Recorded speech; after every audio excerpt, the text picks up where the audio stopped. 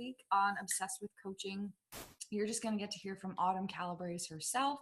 She's not interviewing a top coach this week, but the topic that she talks about is so perfect, and I think something we all can benefit from. So make sure you watch, ask any questions as needed.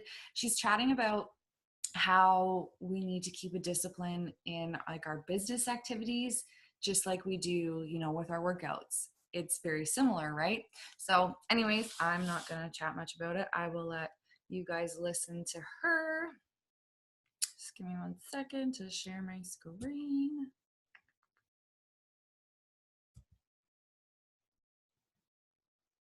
And I know these videos are kind of lengthy sometimes, you guys, but I don't expect you to sit down and listen to a full hour at a time, but break it up, listen to 10 minutes a day, make it your personal development for the week. If you have a 20-minute drive to work, you could put it on over your speakers, listen to 20 minutes there, 20 minutes home. Just make sure you get it in. Like while you're cooking dinner, listen to 30 minutes and then listen to the other 30, instead of watching that Netflix show at night. These videos are gold, you guys. They literally hit on every kind of part of our business. And I know I'm learning new things every time I watch these videos. I learn different ways to try things, whether it be my posts or my challenge groups or Instagram stories. So take the time to listen to them, you guys. That's what they're here for. They're from top coaches. It's all current, up-to-date information on how to have a rockin' business. So why wouldn't you want to listen, right? Anyways, I'm done talking. Enjoy listening to Miss Autumn. What's up, guys? Happy Sunday. Welcome to our regular call. Hope everybody has had a great weekend. Give you guys a chance to start signing on here. Tune in. So I think I'm going to actually be doing our interview tonight myself. The coach that I was supposed to be interviewing, I think, had something come up because I haven't heard from him. So if he does end up jumping on, we'll jump into some questions with him. But for now, I'm going to take the topic, which is great because it's one of my favorite topics to talk about. So we are talking about being obsessed with discipline in your daily activity and how that translates from your workout to your work, which I absolutely love. So, because I think it really does translate from your workout to your work and vice versa. And so I'm going to talk for a little bit, and then I'm going to basically let you guys be the ones asking me questions, and I'm going to answer that stuff for you guys. But let's talk about this topic for a minute. Let's talk about being disciplined in your daily activities. I think it's actually one of the biggest things that in general stops us from achieving our goals is whether or not we actually stay disciplined in those daily activities. Things like getting our workouts done, things like following through on our time to nutrition, or just following through on our nutrition. Having a schedule for yourself. Obviously, a lot of you guys you work a 9-to-5 job and then you do the coaching business as a part-time job. Some people are full-time coaches. But what I heard a lot when I first started the original 80-Day Obsession test group, when we first started filming 80-Day Obsession, was people saying, wow, I can't believe how much more organized I'm becoming in my daily life thanks to this program. Because with 80-Day Obsession and doing those workouts every day and having the time nutrition, so having your workout block, knowing, which means when you have your workout block and your nutrition, you're basically planning, okay, this is where I'm going to put my workout for the day. This is how my food is going to go for the day. This is sort of how my day is going to run. What they were finding was that they were then scheduling the rest of their day around all that stuff. Like, okay, if my workout has to go here at 9 a.m. when Autumn's filming, then I'm going to get up and I'm going to get X, Y, and Z done for my business before I have to do my workout. I'm going to eat my pre-workout meal at this time, and then I'm going to start my workout. I get my workout done from 9 to 10, and so on and so forth. And so they were becoming more organized in not just in their workouts and in their nutrition, but in their entire life. And that definitely started to translate into more success in the business. So being disciplined, let's just start with that. Being disciplined in your workouts. Let's just start with this one, okay? We all have good days and we all have bad days. The thing is if you schedule your workout just like you would schedule any other meeting. Like this is scheduled with you guys Sunday nights at 6 p.m. That means nothing else is happening for me Sunday nights at 6 p.m. over these 13 weeks because I have this call, right? This is a priority to me. I would never bail out on you guys and just be like, I decided to go to dinner instead. But often with our workouts, we don't make it that same priority, right? We might schedule it, and then all of a sudden somebody asks you, to jump on a phone call at that time, or something comes up in the house and you decide you need to handle that first. We don't make it the priority, and you bail on yourself. That's what you're doing. You're bailing on making yourself a priority.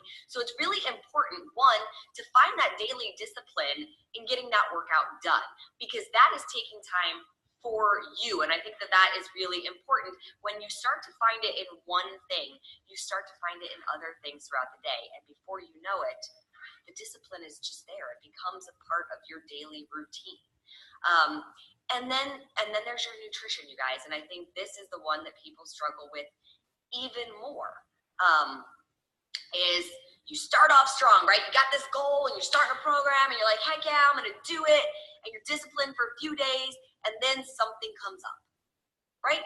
Maybe you're having a bad day, and without thinking, you throw caution to the wind and you're like, screw it, I'm going to eat the bad food.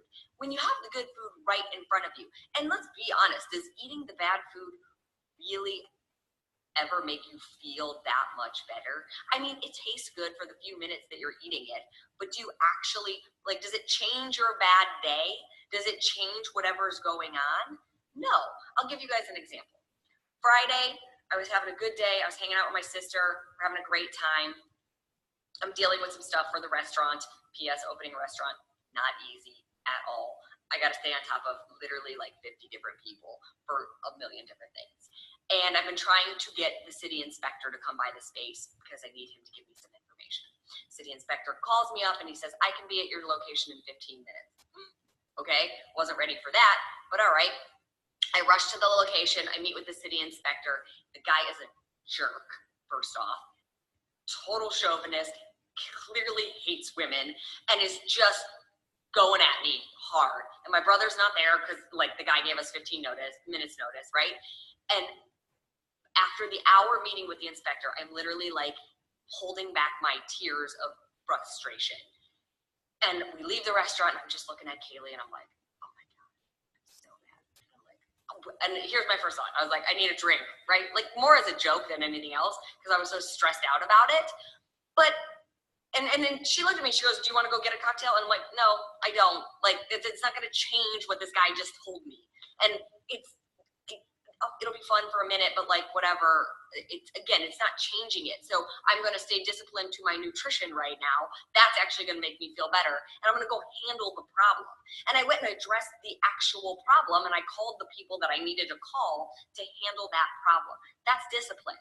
And it doesn't come easily. You have to practice that. And you have to learn to deal with the issue at hand and not try to slap a Band-Aid on it by saying, I'm just going to go have fun instead of doing my workout, or I'm just going to eat something bad because it tastes good instead of sticking to my time nutrition.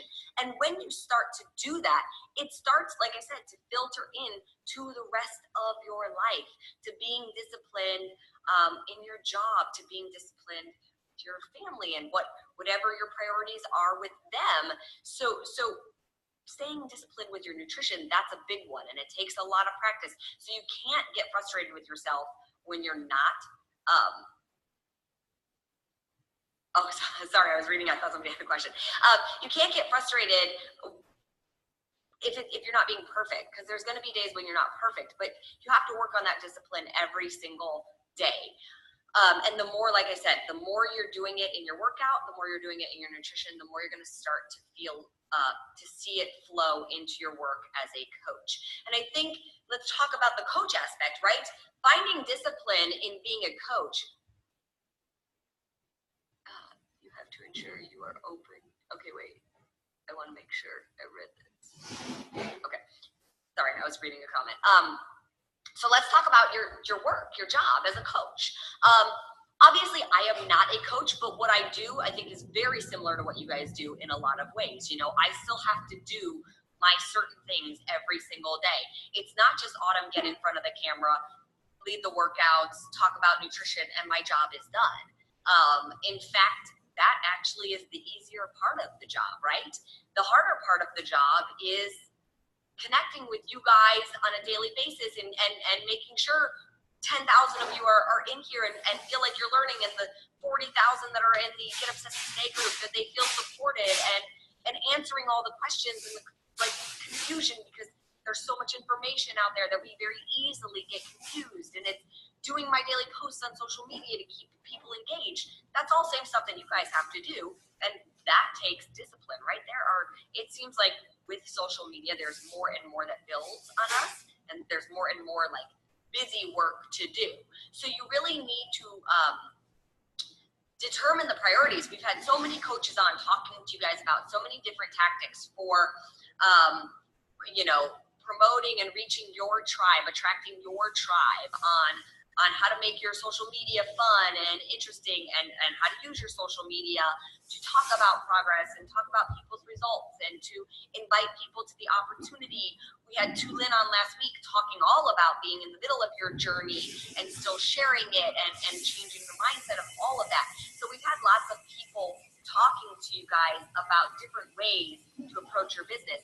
But if you go back and watch those videos or think back to even those interviews, there's a lot of discipline happening with all these coaches in the ways that they manage their business.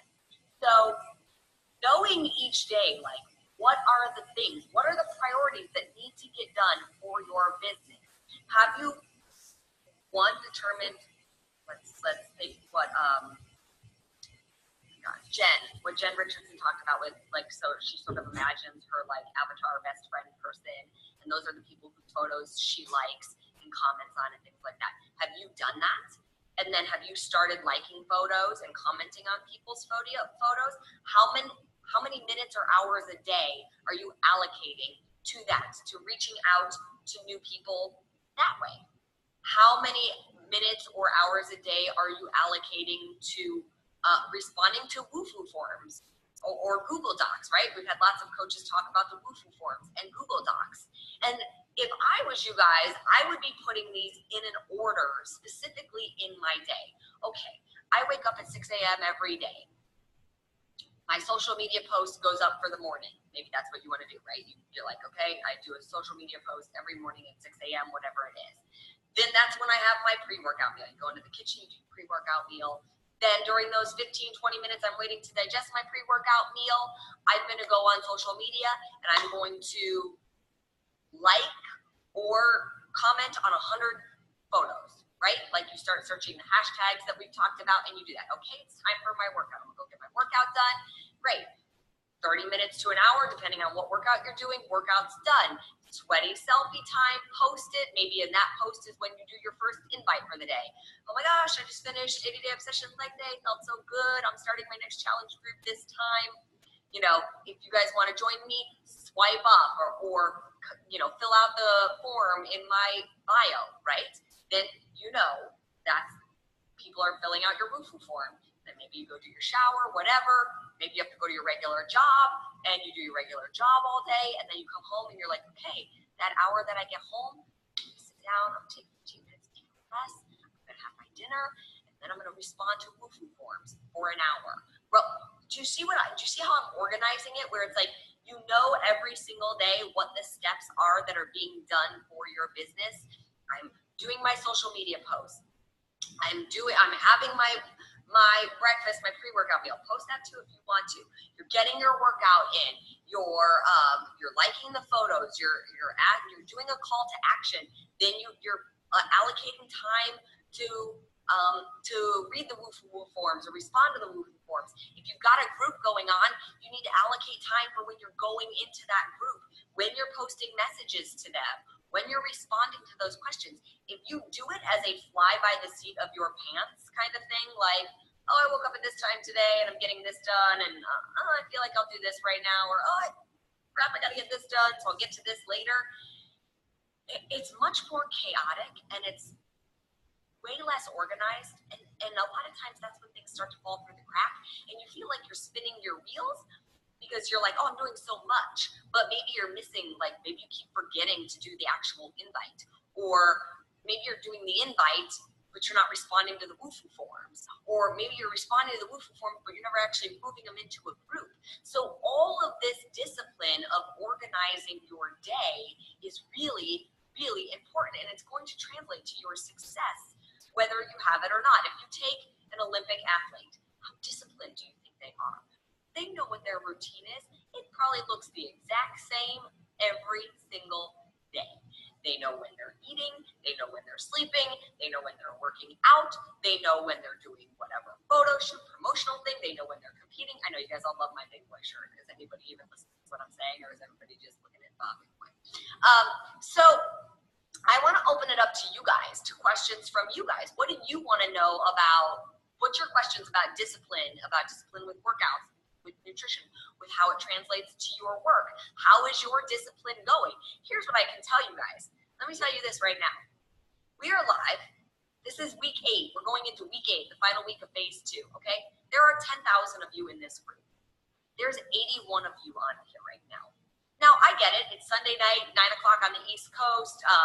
People in the UK, I don't even know what time, 9 hours ahead of me here in LA. So I get that. But do you think that there's a lot of dedication happening to this particular portion of the group right now? If there's only, 88 people are on right now. Now, I know that you guys are watching them later, so I'm not knocking anybody, because like I said, I know it's late, but that's something I'm talking about. When we're on here live and you have the opportunity to talk to me or hear a coach speak live and ask them a question, that determines your level of discipline and how bad you want it. So we're in here, we're doing it. Let's start taking questions. I'm going to back up a little bit and see, because there were a few questions that were coming in along with all of you guys saying hi, which I love. Okay. Someone said, I'm having trouble attracting my tribe. I do love 80-day obsession. I wonder if my level of commitment to exercise intimidates others. Nancy, I don't think that that's it, because your level of commitment to exercise, it shouldn't be intimidating. It should help attract your tribe, right? You don't want to necessarily attract the people who don't want to exercise if you're talking about exercising and if you like to exercise. And granted, we have lots of programs out there. We've got Lift 4 coming, I know it goes on sale tomorrow and then it starts in July. So that's a 4-day-a-week program.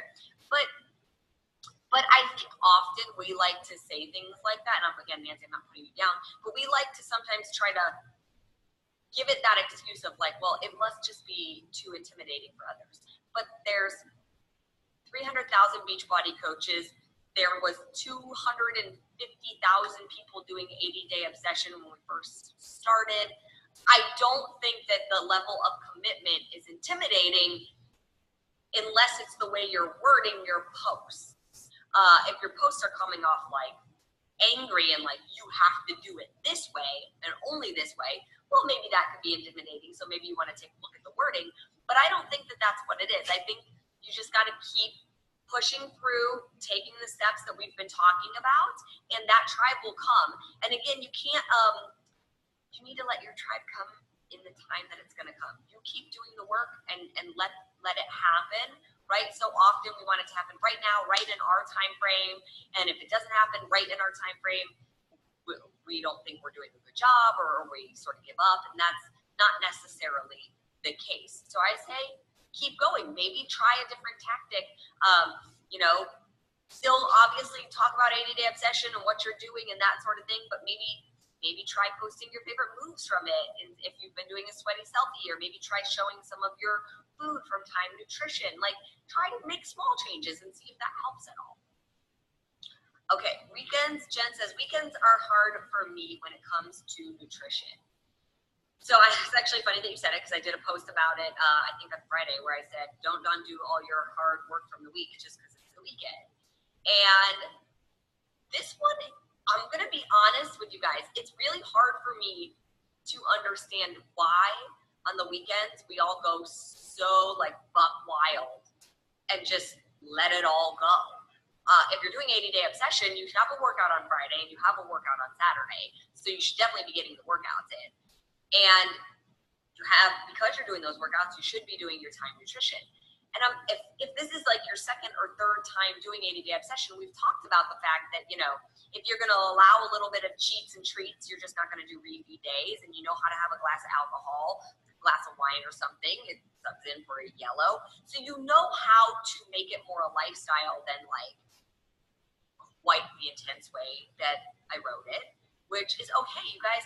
That's how I follow it right now. I follow it 90 to 95% hardcore. Like, I'm just being honest. I've followed it 110%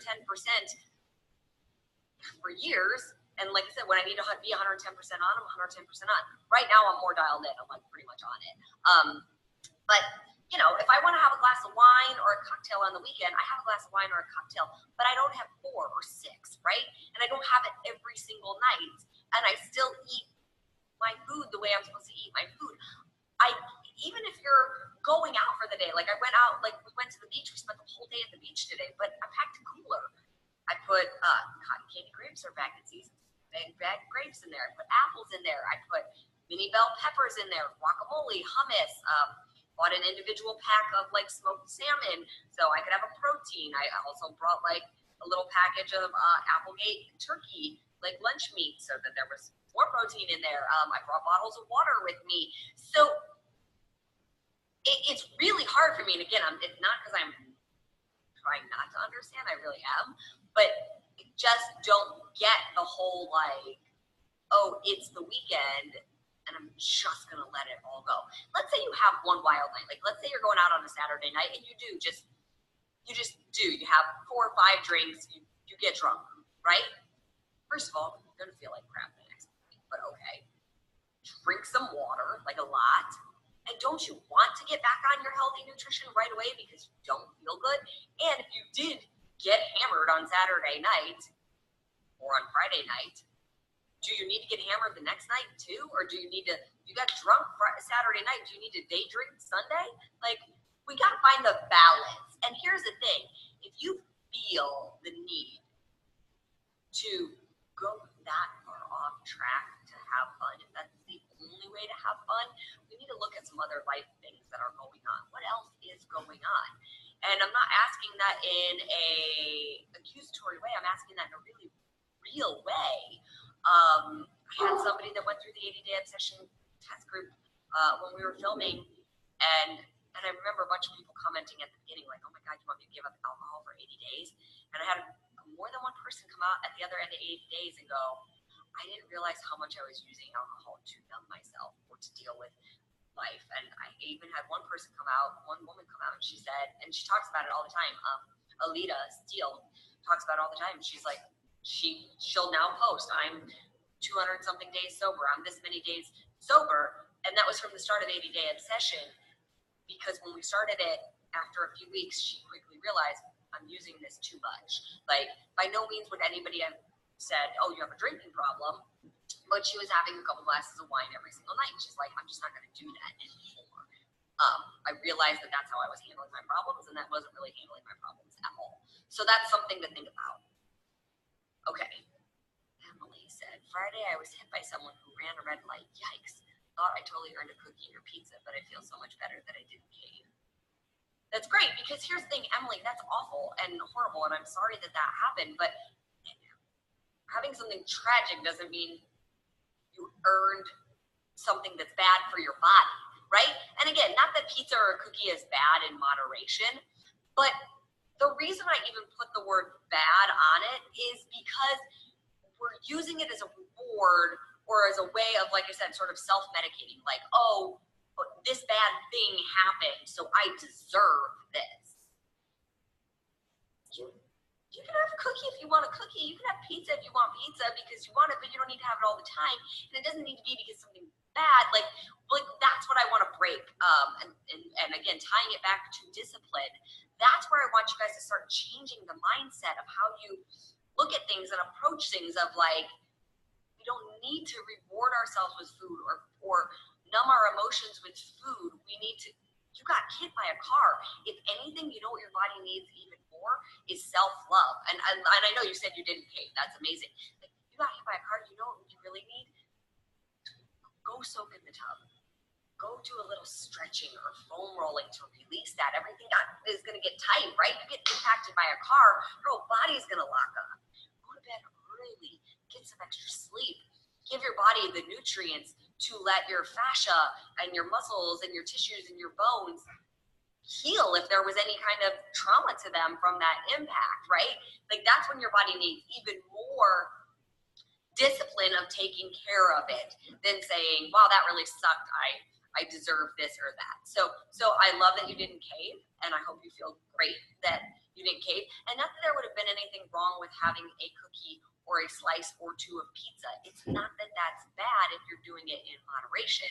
It's just changing the mindset on why you're having it. Okay. Let's see. Definitely struggle with summer and being on the go all weekend. I need to be kind to myself.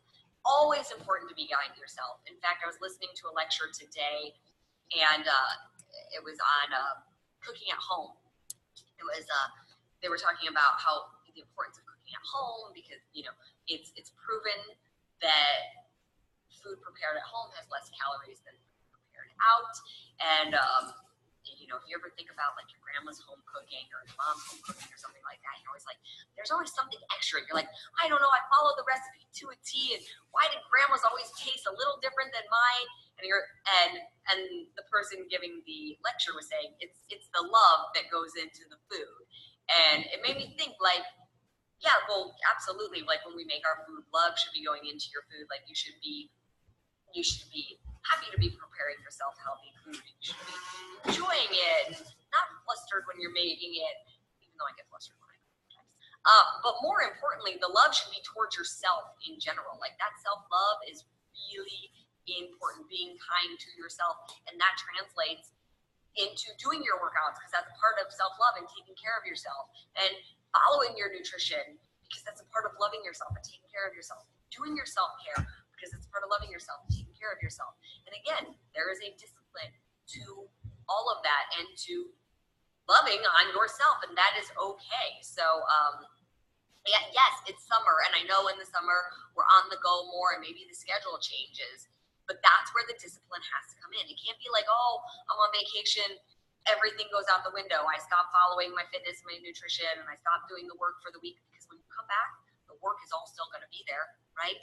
That's so overwhelming. If you like take a week off completely and you're like, oh, now I have 300 Wufu forms that I need to respond to, and I haven't done a post in a week because I didn't want people to see that I wasn't staying 110% committed.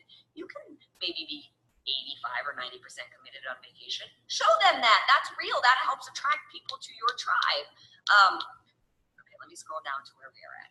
Somebody said, I have 2 weeks left of teaching until summer break. I plan on doing Beachbody full time. Wait, I plan on doing Beachbody full time for the 2 months off. I want my business to grow. I have never sent a private invite. I invite all over Facebook, but I have never sent a private message to people on my friends list. My question is, what do I say? How do I go about it? I am so intimidated by sending out this invite that I haven't sent any.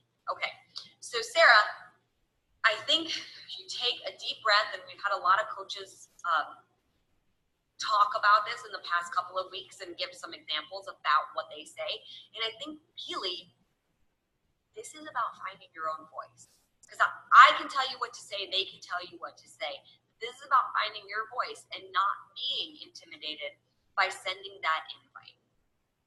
That's really what's important here, is to get the mental block that you're having on yourself out of the way. Because that's really what I think is happening, is a fear of being rejected. And here's the thing. If you send out that invite and somebody says, no, thank you, or please take me off your email list or whatever, okay, so what? No big deal. That's not personal against you. That's just they're just not interested right now. They might not even respond. That's okay too. That's not personal to you. We've had lots of coaches come on and do interviews that have said, I had people on my list for a year before they jumped into the coaching. But maybe, just maybe, they'll say yes. So again, change that mindset. Look at the positive side of it and say, I might just help somebody by sending this invite. And you know, you've reached out, you've got them on your email list for a reason.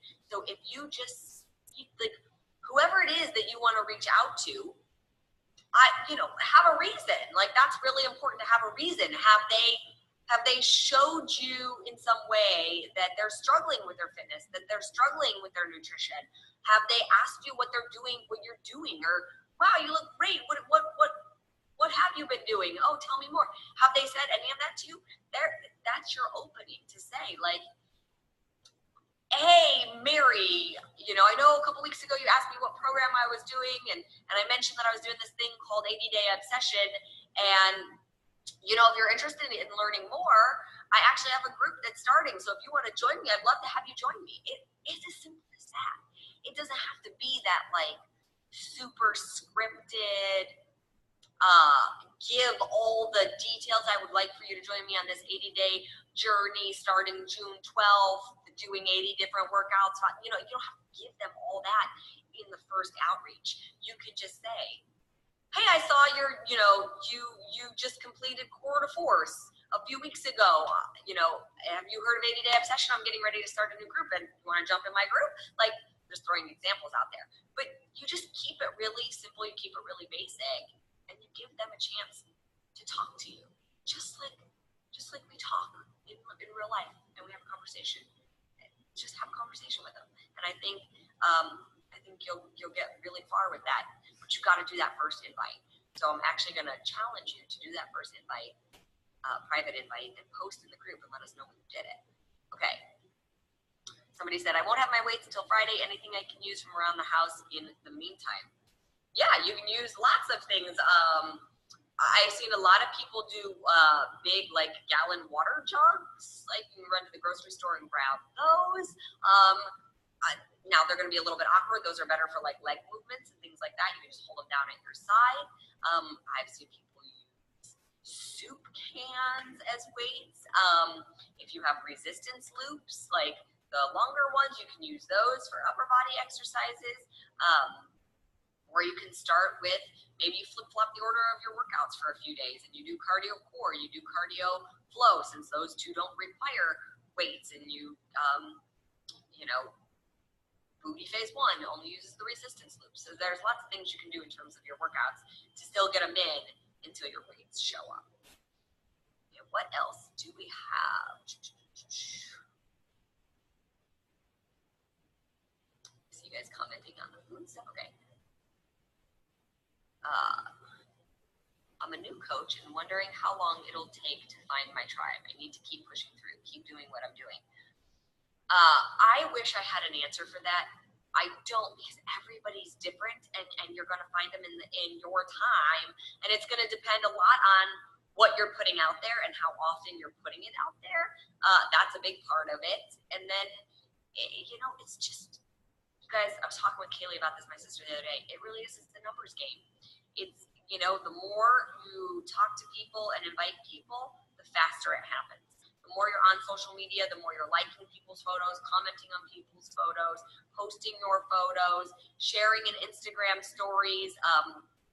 We have the big Get Obsessed with Today group going on right now. And there's, like I said, there's like 40,000 people in it. We just finished week 1. I did a post, it's pinned to the top. I told people, like, drop your week 1 progress photos in there, because people should be taking progress photos every week. Go in there and grab them. Post them in Instagram stories. Tag me in it. Tag the Today Show in it. Tag 80-Day Obsession in it. Like, show people the journey. Like, share. That's all really important. The more you do that, the more you're going to attract your tribe. Somebody said, I found my body craves healthy, clean food after sticking to the meal plan consistently for a week or 2, and it gets me right back on track. That is very true, guys. And that's part of the discipline. That's part of the discipline. Is if you can stay disciplined for the first week or 2, those are always the 2 hardest weeks. If you can get through the 3rd week, even better. 21 Day Fix anybody? Takes 3 weeks to make a habit, right? Or 3 weeks to break a habit. And that is statistically shown. That's part of the reason 21 Day Fix is 21 days long, because that whole program is designed to build healthy habits and break the bad habits. And part of the bad habits that we have to break is our addiction to food. And this is something I haven't talked a lot about, and I'll talk about it even more in the coming months, because it's something that I'm working on. But there's this big misconception a lot of times that we don't have willpower, right? Like, so many people are like, gosh, I have no willpower, I can't resist Cheetos, or I can't resist the donut, or whatever it might be, or why am I so good at the beginning of the day and not at the end of the day? And I've done a lot of videos on willpower and how it essentially kind of like a muscle, and so it needs to be worked, and also it gets tired. So earlier in the morning it's definitely easier to resist the junk food, and by the end of the day it's harder. But there is another component to that, and that is, as much as I know people hate me when I say certain things about food, and like I did a post the other day on Instagram about soda, how bad soda is for you, and like, you know, there were a lot of people who were like, yay, amen, and there were a lot of people who were like, you're so stupid, you don't know what you're talking about, blah, blah, blah. And part of that reason, you guys, and I don't take it personally, because here's the thing. I get it. Our food, it is designed, I don't know if you guys realize this, but like, if you look at the studies and read some of these books and things like that that have been done, like, what is the one I have? Add sugar, salt, is what it's called. I have it on my bookshelf. I'll pull it off in a second. And they talk all about the food industry and how the food industry, like these big companies like Nabisco and Coke and Pepsi and all these places, they hire food scientists that literally design the food with chemicals to actually make you want more of them. You know, the whole saying, you know, Pringles, bet you can't eat just one. It's literally designed, like the powder that's on it, it's not just salt. That's not just salt. You might think it's just salt. It's not. There's literally like a chemical compound on there that makes it like explode on your taste buds, that triggers a chemical reaction in your brain to actually want more of that particular food. So, and you know, again, same thing with sugar. I've talked about sugar a lot and how addictive it is. And again, lots of studies done. I promise I'm not just throwing numbers out there or throwing out random things. They have found that sugar is 10 times more addictive than cocaine and heroin, okay? Like, they've literally done these studies with rats and mice, and they've looked at humans' brains and that were drug addicts' brains, and see that when they have sugar in certain amounts of like the white processed sugar, that certain parts of your brain light up the exact same way, they're stimulated the exact same way as they are when you're doing a drug like cocaine or heroin. These things are very addictive. So getting them out of your diet for a week or two, that's part of the reason that the cravings start to subside. One, you're replacing it with really healthy food that's really good for you, that your body's like, oh yeah, I want more of that. But you know, if you can get it out and break that addiction, it's so much, you know, it's so much easier. All of a sudden you're like, oh, I don't crave it as much. But those first few weeks are always the hardest, and that's usually where somebody caves in. And even if you cave once, you've got it back in your body again. So essentially, it sort of resets the clock. Think about like somebody who's smoking or trying to quit smoking, and they go 2 weeks without a cigarette, but then they have that cigarette. Now they're essentially right back at square one. They put the nicotine back in. They had the whole fix of the smoking and the and now they got to start all over again. So it is, again, back to the discipline. If you can get it out, it's going to be so much easier the further into it you get. I used to love Diet Coke. I used to drink Diet Coke all the time, all the way like through college. I think I cut Diet Coke out. That's not true. Through high school, like I cut Diet Coke out probably freshman or sophomore year. My dance teacher told me it was bad for me, and whatever she said, I was like, nope. I want to be a dancer. Can't have that. And then I would have it every once in a while. Like, I remember I'd have it every once in a while in college and that sort of thing. But it wasn't until after college that I stopped drinking soda altogether. But I saw a big difference. Not gonna lie. Okay, let's see. What other questions do we have? What do you guys have about discipline in your workouts, your nutrition, how it translates to your business? See, Carrie says, I just accepted a position into our state correctional facility. So you have ideas for 4-ounce factory sealed veggies. I can only take in 4 ounces factory sealed packages. So Carrie, what you're saying is the food that you're actually allowed to bring into work is only 4 ounces of factory sealed vegetables. Am I understanding that right? I have to look into that. I don't know how that would work. I have to see if there's a company that's making like individual serving size veggie packs. That's very interesting. If I'm understanding that question right. And like I said, I'd have to look into that. I don't have anything off the top of my head, and I'm really curious as to why that's the case. Okay. I find if I have one treat, it just sets me off and it makes me have more. Any tips for not letting it snowball? Yeah, so Tiffany, tips for not letting it snowball is if you're gonna have a treat, like don't keep it in the house. That's my biggest one. Like that way, if you want cookies or you want like a chocolate chip cookie or something, right? You gotta go to the store, go to the bakery, buy the cookie, eat the cookie, enjoy the cookie, and be done. You don't have a whole box of cookies sitting at home. Or if you're gonna make like a fix-ate dessert, right? Like maybe you're gonna make the flourless chickpea brownies. Make them, maybe eat your one, but put the rest in the freezer so that when you do have the next one, it's a week later or 2 weeks later, whatever it might be, but don't leave them all out right there on the counter. I find that if you put them in the freezer, it's sort of out of sight, out of mind. That helps a lot. And like I said, just never eating right out of the box, out of the package, because it's too easy to overdo it that way. If you are going to keep the box in the house, look at what the back is. Like, take a minute, read the label. Serving size, 2 cookies. It's this many calories. Sometimes if you just put that into your head, like, oh, the serving size is 2 cookies. You're less likely to stand there and eat like 6 or 8 because you're just like, oh my gosh, I know what I just did. But sometimes we'll do it mindlessly without thinking about it. So don't stand in front of the cabinet or in the pantry and just eat. Take your 2 cookies out, walk in the kitchen, or sit down wherever you're going to eat them, enjoy them, don't feel bad about it, and then be done. You got the flavor. You're not eating them as a meal. You're not eating them to fill yourself up. So eat them, get the flavor, and enjoy it and be done. Okay, let's see. Take some more questions from you guys. For me, being disciplined in my programs and in my nutrition brings the business because they are seeing my results. Actually, once I started to apply discipline to completing these programs, it's kickstarted my coaching business. Yes, Carly, that happens a lot, and we saw that a lot with the test groups over the 3 months as we were filming 80-Day Obsession.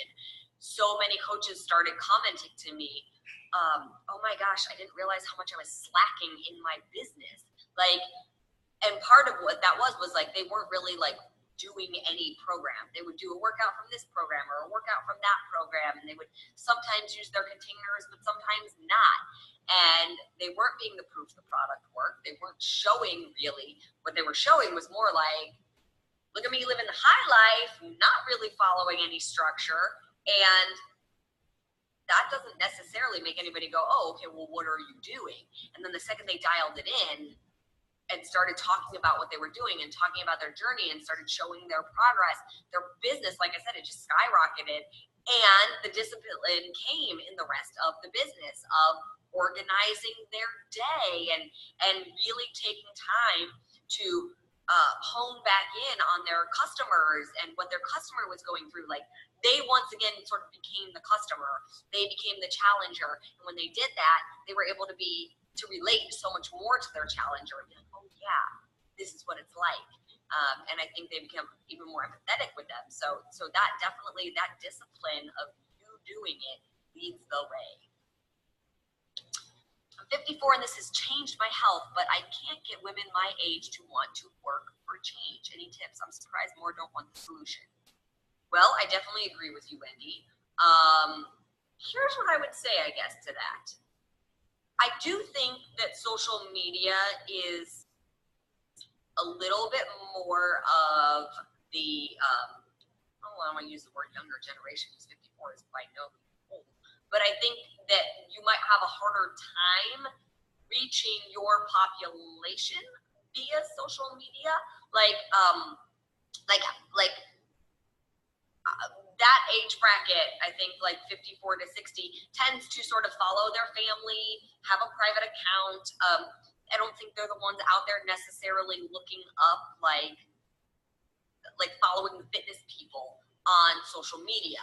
So it is probably a little bit harder, one, to sort of find them. And I think a lot of times for so long, we've used the excuse of like, oh, that's just part of aging. Like, no, you're not going to look great anymore because you're getting older, so you can't look great anymore. So I think sometimes people have sort of just accepted that this is where their health is, that they're not supposed to feel great the older that they get, or that they're supposed to have ailments the older they get, and that sort of thing, which obviously is absolutely not true. So it might just take a little bit more showing and a little bit more conversation with them.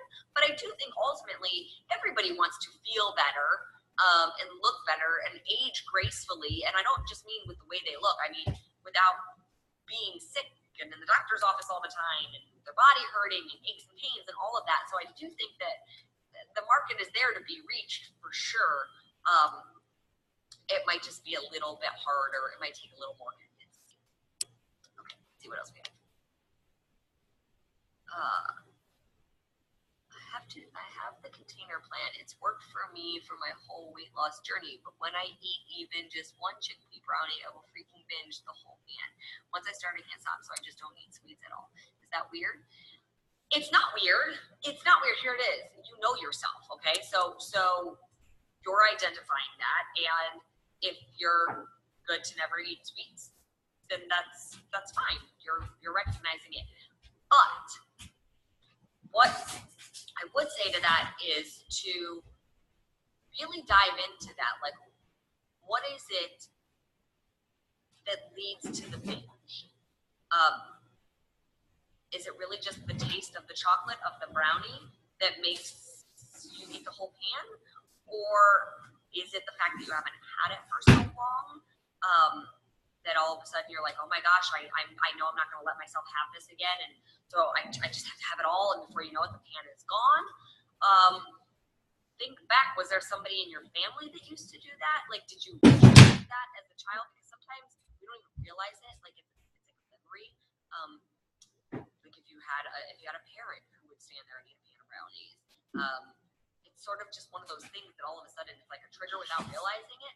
So what I would encourage you to do is to just think about that and see what the deeper thing is, because usually there's a deeper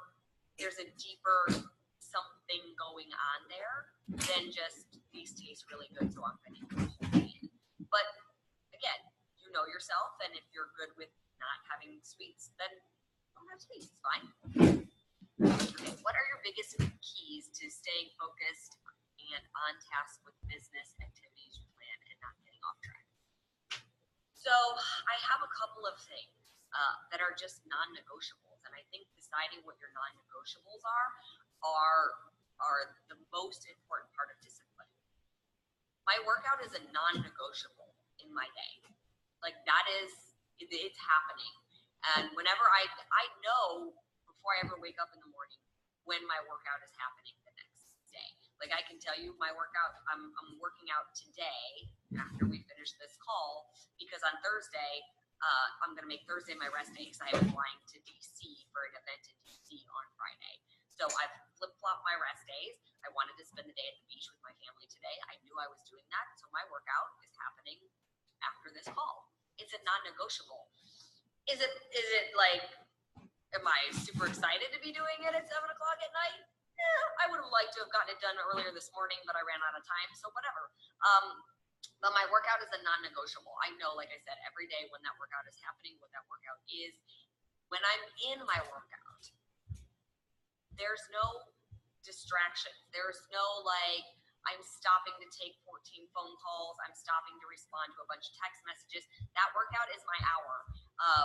So unless somebody calls me 10 times in a row and sets off the smoke alarms that there's an emergency, I will call them back when my workout is done. I will respond to that text when my workout is done. It cannot possibly be that important that it can't wait the 30 minutes to an hour that I'm doing my workout. So that's another thing. I don't take interruptions during my workout. My nutrition is a non-negotiable for me, guys. I like eating healthy. I actually really enjoy it. So for me, eating every 2 to 3 hours, first of all, if you ask anybody that knows me, I'm a raging brat if I don't often enough. Like if I go more than 3 hours without eating, don't talk to me. My blood sugar plummets. I'm like a little hypoglycemic, and I get real moody. So I'm very aware of that, first of all. But second of all, I know what it feels like to take care of myself. I know that at almost 38 years old, I am stronger and more fit than I've ever been. I like that my skin is clear and my eyes are bright. I like that I sleep well at night. I like that despite having all the injuries that I had as a young adult with a bulging disc in my lower back and a hip issue and all of those things, that I can still be as active as I am and do all the things that I do. So, and the nutrition is a huge component of that. Here's something I want you guys to think about with food. You know, we say things like food is fuel, and sometimes that resonates with people, but I want you to think about your food like this. Your food is it. Your food turns into your blood. Do you realize that? Like what you eat, literally, like your body breaks it down and it turns it into your blood and your cells. And then your blood that rushes through your body or pumps through your body, that becomes your thoughts, right? Like your clean blood goes, nourished blood, oxygenated blood goes to your brain and you think clearly. It becomes your emotions and the way you express yourself. It becomes how you move. Like that is like the being of your body. What you put in, you know, when we say we are what we eat, just think about that for like really let that sink in for a minute about the fact that you are what you eat. Whatever goes in there, that's going to determine how you feel. Like it's not just about the six-pack abs and how you look. It's about how you feel. Are you going to end up with one of these lifestyle diseases like diabetes, heart disease, things like that that can be completely prevented if you put the good stuff in, or you just, you know, rolling the dice and crapshooting it and hoping for the best? Because what you put in is what your body will be. And if you think about it like that, I think it's a much easier choice to say, I'm putting in the broccoli. Like, I don't want diabetes. I don't want heart disease. I don't want to struggle as I get older or develop illnesses, that sort of thing. So again, the nutrition is a non-negotiable for me. I have certain things in my day that I know are happening. Now my days are different every single day. I don't always have the exact same schedule. Sometimes I'm going to the office, sometimes I'm traveling, but I have my times of day where I check in with my groups. Like for me, it's always actually after, it's sort of, again, while I'm having my breakfast, I do a first check-in, like first round, just sort of look and see if there's any questions or anything I missed.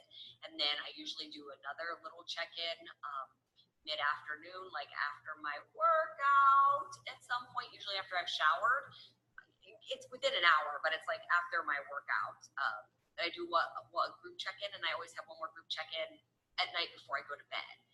That's a big deal for me. My groups are really important. Again, 30, 40,000 people in there are looking to me for support and motivation and advice. Like I have to check in on those people. So these are things for me that are really big, key things. Like I said, my workout, my nutrition, checking in on my groups, getting enough sleep. That is a non-negotiable. Everybody makes fun of me for it all the time. Like my sister teases me about it. And they're always like, oh, it's 9 o'clock. Autumn's got to go to bed. And I'm like, unless you have something that is just mind-blowingly fun that I cannot miss, my sleep is a non-negotiable. I'm busy. I'm tired by the end of the day. So these are all things that determine how I function in my day. So for me, they're non-negotiables. So you have to, sorry, my nose itches. You guys have to decide what are your non-negotiables in your day. They might not be the same as mine, but whatever those are, you set them, and then the rest of your day gets built around it. Okay. How do you create the discipline in working from home? I've been struggling with this since I quit my hospital job. So that's an interesting one, because I guess it depends on the atmosphere that's going on at home. Like, do you have younger kids that are home with you during the day? Do you have a significant other that's home with you, or a roommate? Or are you working from home and you're just letting yourself get distracted? Like, oh, I got to throw in a load of laundry. Oh, I'm going to go do this. Oh, let me sit down and watch TV. If that is the case, then maybe don't work from home for right now. Maybe take your laptop and go to a coffee house and work, or go to a park or something and work if you've got, wireless Wi-Fi, whatever it might be. If you're finding that when you're at home, you're not focusing, you're getting distracted by all the things you can do around the house, I sometimes say, just take it out of your house. Take it to a library. Do what you got to do. But the more important thing I would say is, because there is beauty in getting to work from home, right? There's something great about getting to throw in a load of laundry in between responding to emails, and being at home where you can cook your food and that sort of thing. So I think, again, if you've set your schedule up, knowing what time of day you're doing stuff, just like if you were in an office and your boss expected you to get X, Y, and Z done for the day, and you scheduled it, if you do that at home and make those the priority, then hopefully it'll all fall into place and you won't be getting distracted. But I would set up a little space. When you create some little office, you have a room that's an office, or a spot in your kitchen that's your office, I would set it up, decide what time do you go to work. Yes, you're working from home, but what time do you go to work? Do you start at 9 a.m.? Do you start at 8 a.m.? What time are you sitting down at that computer to start talking to people, to start responding to people, to start inviting people? Again, schedule that workout. When are you doing all those things? The more you schedule it, that's the discipline, you guys. The discipline is in, I honestly believe the discipline is in the schedule. The discipline is in saying, this is what's getting done here, this is what's getting done here. And yes, life will throw you curveballs sometimes, so you got to be a little bit flexible. But if you can sort of maintain that schedule, that's where everything falls into place. That's where you become more productive. I've always said I'm way more productive and disciplined when I have a lot on my plate than when I have a little on my plate. If I only have like one thing I need to get done for the day, I'm like, oh, I just have to do da-da-da-da-da. I'll get to that. And then I do this, and then I do this, and then I do this. And before I know it, it's 8 o'clock at night. I'm like, oh, I didn't do the one thing that I needed to do today. But when I have like 10 things I need to do, I have to schedule it, because I'm like, oh my God, there's so much to do. I need to know, okay, I'm making this phone call, I'm responding to this email, right now I'm filling out this form and I'm emailing the attorney this, and then I've got to run here, and I have my whole order. And chances are I'm usually done with it ahead of schedule, because I plan it and I just do it. I just go. But when you don't plan it, that's when all of a sudden the end of the night hits. So you're just like, oh man, I didn't get my one thing done. So, yeah. All right, let's take like 2 more questions. Oh my God, my allergies, guys, are killing me. Okay. I can totally stick to a program and my food. I am the proof of the product, but I have a really hard time fitting in the coaching. I can do it for a bit, but then by the end of the month at work is horrible, and I feel like I just lose it then. Any advice or fixing of that? Okay, so Jennifer, I think that sounds great. So maybe what you do is you focus more on the coaching at the beginning of the month, meaning like, if that's when you're inviting and getting people into the group and that sort of thing. And then if it's like the last week or the last 2 weeks, maybe that's where you shift the non-negotiables and you tighten it up a little bit to like, okay, I'm not inviting as much this week. I'm only going to invite twice this week instead of 4 times this week, so I can make sure that I can actually get back to people. And I'm going to check in on my group once in the morning and once at night. I'm going to let them know, you guys, the end of the month, this is busy, so you guys are here for each other, but I'm going to be checking in on you first thing in the morning and last thing before I go to bed, so I'm still here for you. So I think if you just sort of adjust, like plan the month accordingly, you can still get it done. Let's see, what else do we have? Did I hear you say you are closing your Obsessed with Today Facebook group to new members tomorrow? Yes, it's been a great way to chat and give leads a push to join. Such an awesome opportunity for participants. Yes, you guys, we're closing it tomorrow just because we already started a week ago. We just finished the first week. And so I wanted to, we let people come in the whole week before, this whole last week.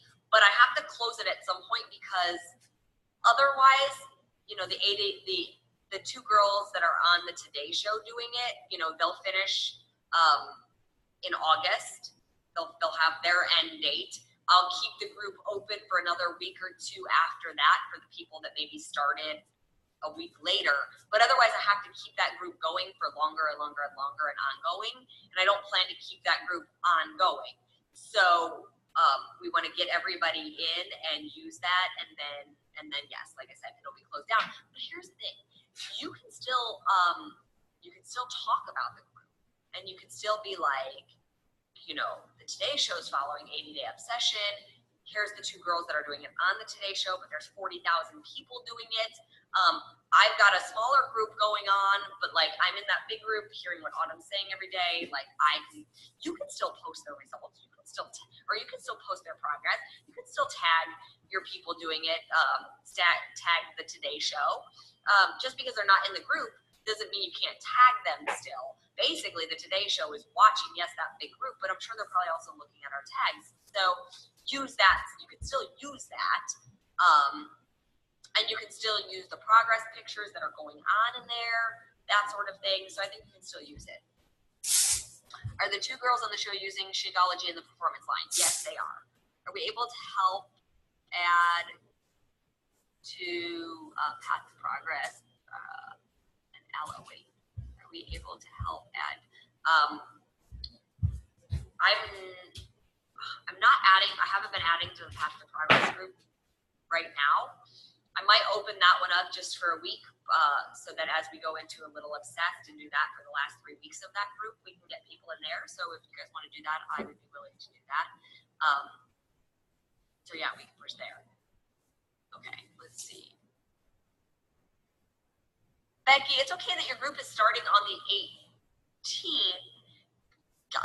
For anybody that's bought, they can add them to the group now, or just tell them to send the Facebook friend request to the group now. That way they're in it, and then your smaller group starts next week. That's fine.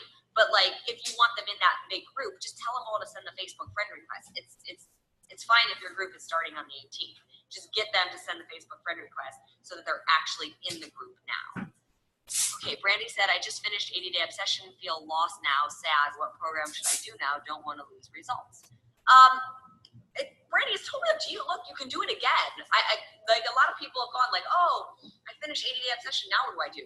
Part of the beauty of 80-Day Obsession is that it is 80 different workouts. If you go back to the beginning, you're not going to remember what day one was, or what we said, or what we joked about, and you're so much stronger. It's still going to feel completely different than it did the first time you went through it, because now you've built up all that strength. So on day one, you're going to be double looping, which means you're still going to be making progress. And like I said, you can follow the nutrition as dialed in as you want it to be, or you can dial it back just a little bit and follow it a little bit looser, like we do with 21-day fix nutrition, where you're allowed a little more cheats and treats, but then you just don't have refeed day. So you have that as an option. You can try one of my other programs if you'd like to. You can do a little obsessed for a few weeks. Maybe you just want to do like 2 or 3 weeks of a little obsessed or shorter workouts, but still have your 80-Day Obsession feel. I mean, Joel's program is coming, but it doesn't start until July, so you can definitely do Lift 4 when that launches. The beauty is it's up to you, whatever you want to do. So if you love 80-Day Obsession, do it again. Okay, let me see.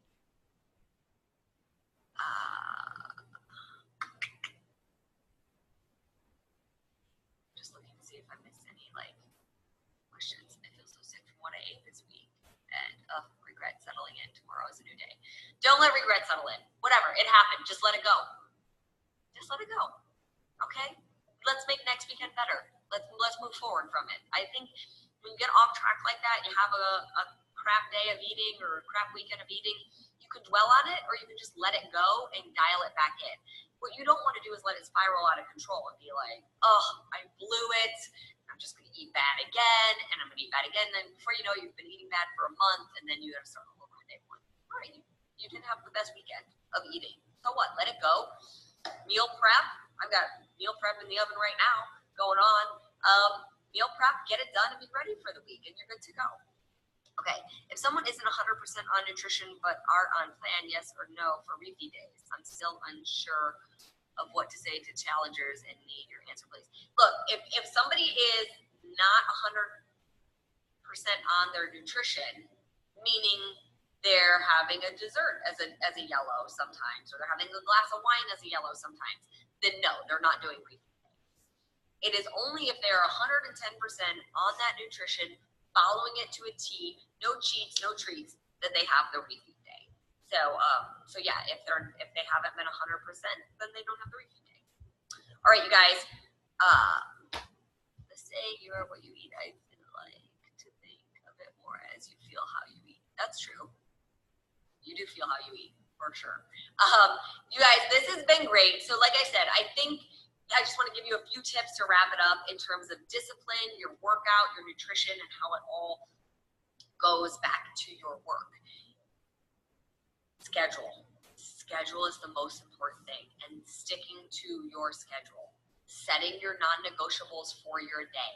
Knowing what those are, what's getting done every single day. Being disciplined in your workout, even on the days where you're not feeling it. We all have those, because when you have that discipline in your workout, you feel good about yourself. When you get it done, even though you didn't want to, you're like, okay, that feels like an accomplishment. When you stay on your nutrition and you are feeding your body and fueling your body to be the healthiest, best version of you, that translates all throughout. So you're going to stay disciplined in your workouts. You're going to stay disciplined in your nutrition. Have a little blip. It's okay, whatever, no big deal. But you're gonna set your schedule. You're gonna know what time you start work and what tasks need to get done for the day. And you're gonna set those non-negotiables, and you're gonna be super successful. So keep going. You guys are crushing it. Make sure you're posting your photos in Instagram and in the stories, tagging me in it, because the cool new feature of Instagram lets me repost your stuff to my stories. So I want to make sure I'm sharing everybody's journey as well. Keep it up, and we will all talk next Sunday. Hope you guys have a great night. Bye.